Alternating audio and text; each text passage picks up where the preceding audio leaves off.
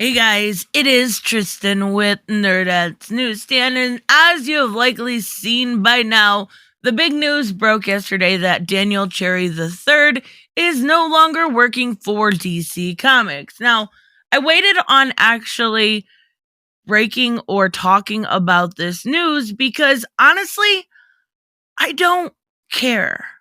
And I'm not trying to be mean here, but Daniel Cherry really hasn't done much of anything to my at least base knowledge to really help DC propel forward. And I'm trying to be very nice about what I say here, but what has he done? Like, honestly, besides Batman Fortnite and getting that relationship and getting that book out there in kids' hands, he hasn't done anything. Actually, scratch that. He has. He has fired a slate of people, not once, but twice, right at the time we went through a pandemic, or at least shortly thereafter. Lasted 16 months to leave for Kanye West. I don't care that he's leaving. I'm glad he's leaving, and I hope that Jim Lee steps up. But the problem here isn't necessarily in all of Daniel Cherry's lap, right? A lot of the problem does come from Jim Lee himself, and I'm a huge fan. I don't mean to be disrespectful, but there are a lot of things that Jim Lee should have or could have done to kind of not ruin some of the things that other previous writers or artists had done before them, and he didn't. He didn't put a stop to anything. Actually, he was the one chauffeuring some of the changes that came that actually antagonized fans, right? Specifically, at DC Fandom, we had Jim Lee coming out and announcing Truth, Justice, and a Better Tomorrow, of which I personally have no issue with. The problem with this is it does antagonize long-term fans. And I'm not talking about the entitled fan in the comment section that is super mad because I said something wrong and misinterprets it. I am talking about somebody that's bought all of your Superman comics. I am talking about somebody that's not only bought the main line of Superman, but probably Superman 78 and all of the one black label. I think there's only been one black label. A lot of times, those little changes really do antagonize people. And there's always a jumping off point for everyone. And it's always different for everyone. I'm not there yet. I'm still enjoying my comics. I still think for the most part they are good. There are a few titles I will probably be dropping more. I've dropped Teen Titans Academy. Nubian Amazons is probably next. Not because it's bad.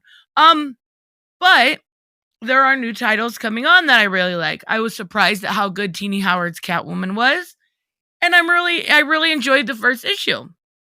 The problem here is when you go for headlines only instead of chauffeuring the books that are really, really in-depthly good. And I mean, there are books out there that nobody talks about because they're not in the spotlight. Everybody's talking about Son of Kal-El. It's boring. It's not bad. It's boring. But there are two titles out there right now by Tom Taylor that are much better. Nightwing is phenomenal. Dark Knights of Steel, amazing. But neither one of those really get headlines, right?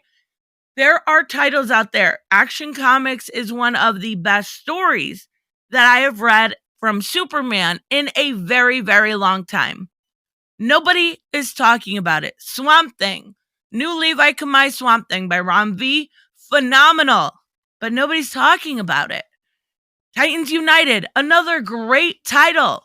Nobody talks about. So what exactly was Daniel Cherry brought in for? I thought it was marketing. Right? These are really good stories that maybe somebody would pick up and be interested in. But you can't pick something up if you've never heard of it. So do I care that Daniel Cherry's leaving? No, not even a little bit. I hope they replace him with somebody more suited to it. Now, I did listen to Perch's video yesterday about the subject, and he did say that Daniel was one that would actually read the comics, and, I respect that and everything, but I don't feel like he was necessarily fit for this job. And if he was, then something went wrong in translation, because nothing really happened in the last 16 to 18 months when he's been there that I can say that has been super positive, besides 5G maybe being averted, and who knows how bad that would have been. Like, we don't know. Future State still happen. Infinite Frontier still currently happening. They lost Tinian instead of giving him an exclusive contract, which is a huge shame. I am glad to see he's back for at least a Sandman book. But so what did you do? Right? Like, your job. Just do your job. And again, I come back to the Jim Lee of it all. Why are you not kind of straight, like pulling those reins in and getting better? One issue I have really with the entirety of this whole thing is the continuity issues. There's so much continuity issues I've noticed in the last years as compared to years before. It's bad. So what do you do at this point? How do you move forward if you actually want this to be viable, besides just being a Batman brand? You need to actually start with your marketing. You need to go on and look at what titles are selling. Use actual sales data and look at it. Is Wonder Woman selling?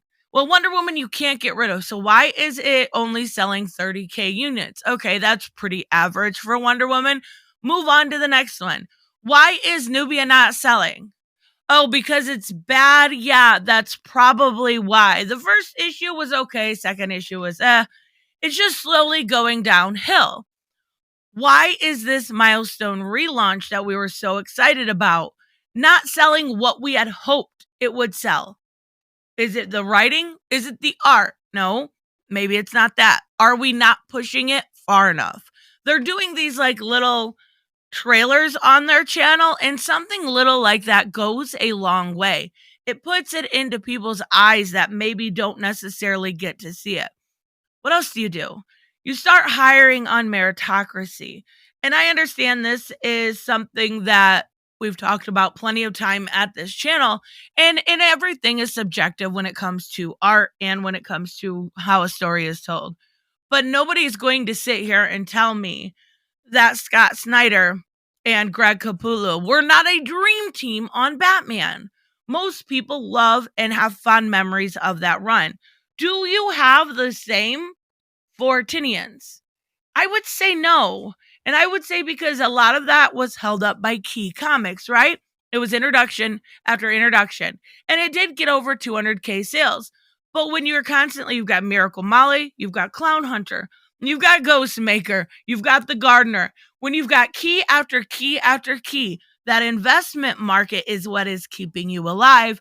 And when you are looking at Detective Comics right now, and you are selling 6 variants for each book, that is ridiculous.